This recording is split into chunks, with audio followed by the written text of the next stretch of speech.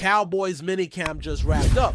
And man, there's plenty to unpack from the past few days. Let's start with the most pressing story, the Trevon Diggs situation.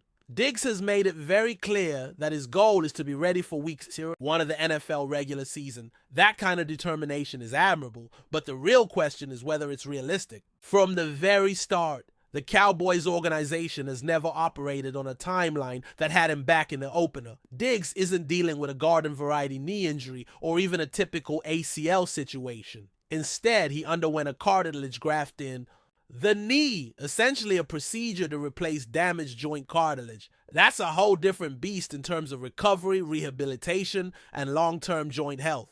Recovery timelines for a graft like that aren't as tidy or predictable as they are for ligament tears. It's not the classic 9-month turnaround where you automatically pencil the player back in after a standard healing window. This is more of a jagged case-by-case scenario, and the Cowboys staff has always treated it that way. There's also been some tension noticed between Diggs and the Cowboys training staff. It looks like there's been some finger pointing with both sides trying to justify their approach. But at the end of the day, none of that changes the fact that this recovery timeline is inherently uncertain. So as fans or analysts, we have to treat Diggs as more of a luxury addition this year, not a baseline assumption. If he returns and looks like the cornerback we're familiar with, that's a huge victory. But if he comes back slower or not fully healed, or if he suffers another setback, then the consequences for the Cowboys secondary become serious. It's a risky bet to expect him by week 1.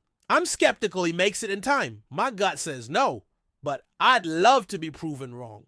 That's kind of the emotional tension here. Hope versus realism, plus the potential ramifications for Dallas's secondary depth if he isn't there.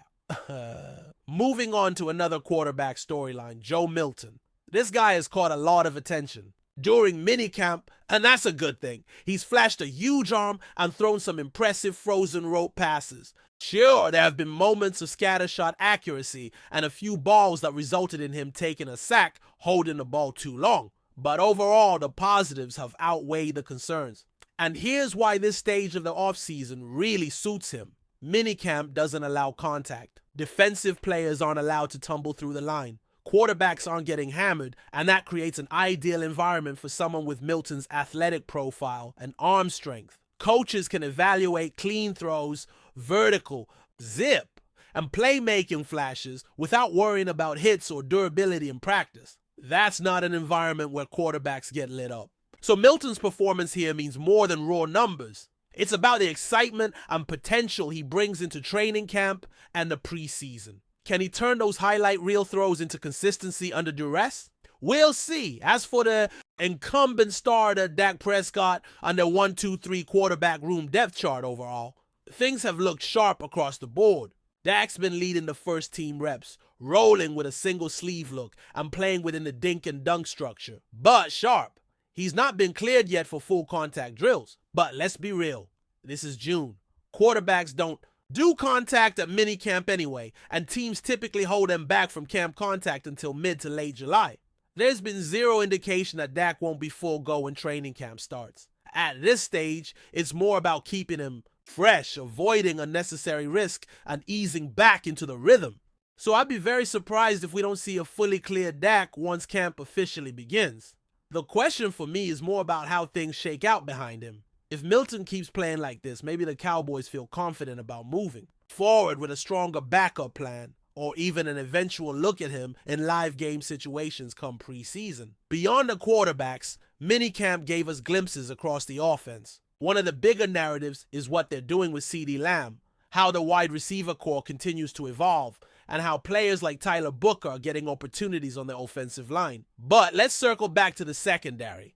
Since that Diggs situation still hangs over everything, and the running backs, and how the receivers like Tutu Atwell, Michael Gallup, so on, are integrating into formations with disruptions in reps due to injuries or returns at the quarterback position.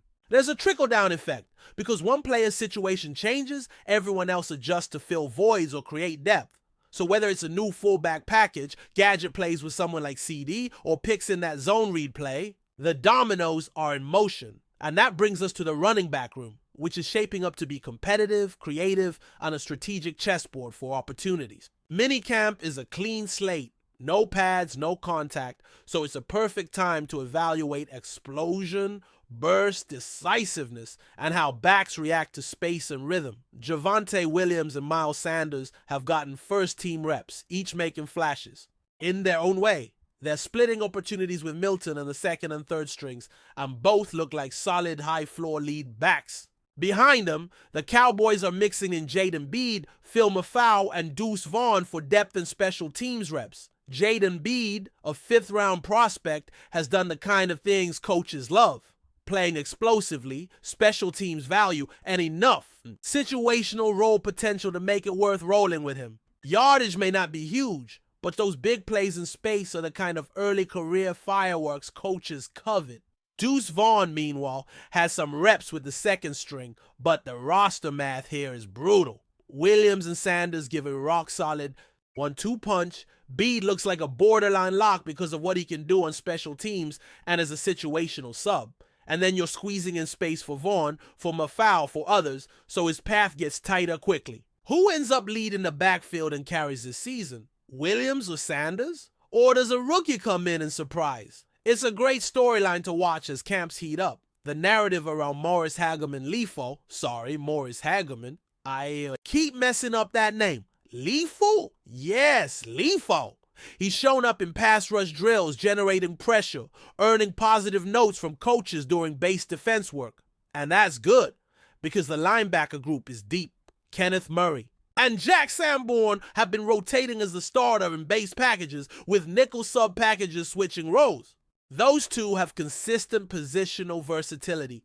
They can move across layers, feel comfortable in nickel, base, or coverage spots, and coaches seem to be leaning into that mentality. Does Lefau take reps away from them? Not yet, but he's in the conversation. He's getting looks, and he's flashing. That's enough to stick his head up and stay relevant as position battles continue. On the offensive line front, Tyler Booker has commanded attention as the right guard starter in the reps. The logic here is simple. If he's going to start in week 1 or early in the season, you might as well give him first team reps now rather than ease him in slowly.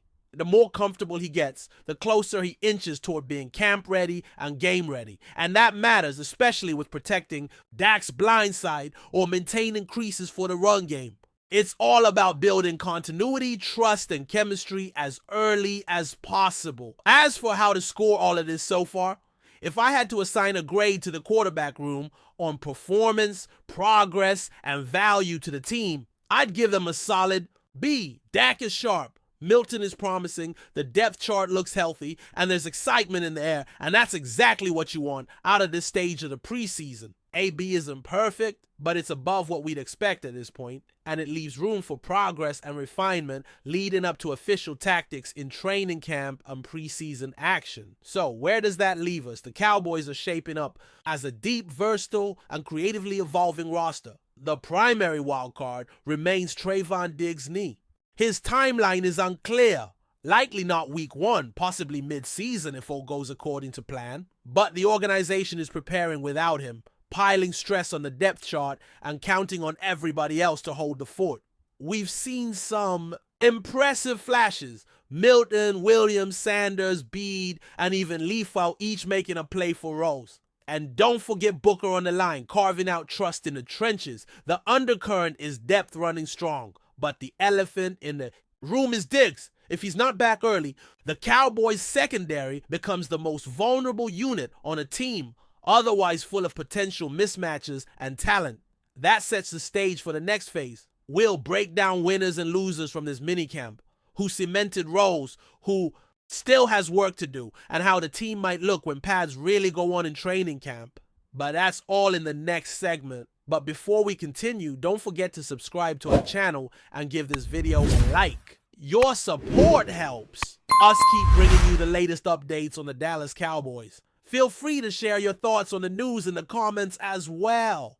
Is this the beginning of a new defensive era for the Dallas Cowboys? Rumors are swirling in the NFL world about the possibility of the Cowboys making a blockbuster move to bring in Fred Warner, the elite linebacker known for his game-changing presence and leadership. Could Warner be the missing piece that propels Dallas into defensive dominance? Fred Warner has long been regarded as one of the best linebackers in the league, a true defensive anchor with a rare combination of speed, intelligence, and tackling ability. For years, he has consistently elevated the San Francisco 49ers defense with his instincts and relentless energy. Now, whispers suggest the Cowboys might be preparing to offer a deal to bring this monster defender to Texas, signaling a potential shift in their defensive identity. Dallas has struggled to find a dominant defensive leader in recent seasons. Their defense has often been overshadowed by the star power on offense, leaving fans craving a force to rally around on the other side of the ball. Warner's arrival would change that narrative instantly. Imagine Warner leading a Cowboys defense.